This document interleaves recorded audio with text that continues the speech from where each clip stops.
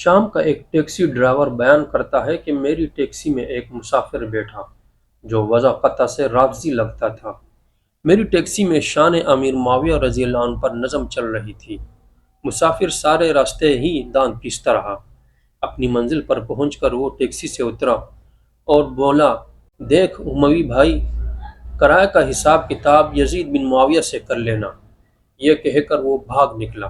چونکہ میں ایک عمر رسیدہ شخص تھا، لہٰذا اس کے پیچھے دوڑنے سے معذور تھا، اور یہ بات وہ مسافر بھی اچھی طرح جانتا تھا۔ میں نے معاملہ اللہ کے سپرد کیا اور گاڑی موڑ لی۔ تھوڑی دور ہی گیا تھا کہ اچانک پچھلی سیٹ سے موبائل کی گھنٹی بجنے لگی۔ میں نے گاڑی سائڈ پر کر کے پیچھے دیکھا تو ایک جدید ترین قیمتی موبائل بڑا بج رہا تھا۔ میں نے جو ہی فون ریسیو کیا تو اسی مسافر کی آواز آئی، برائے مہربانی میرا موبائل لوٹا دیں، میں کرایہ بھی دوں گا اور کچھ زیادہ بھی آپ کو دے دوں گا۔ میں نے اسے جواب دیا، کرایہ تو میں نے یزید بن معاویہ سے وصول کر لیا ہے، اب تم موبائل اپنے 12ویں امام سے وصول کر لینا۔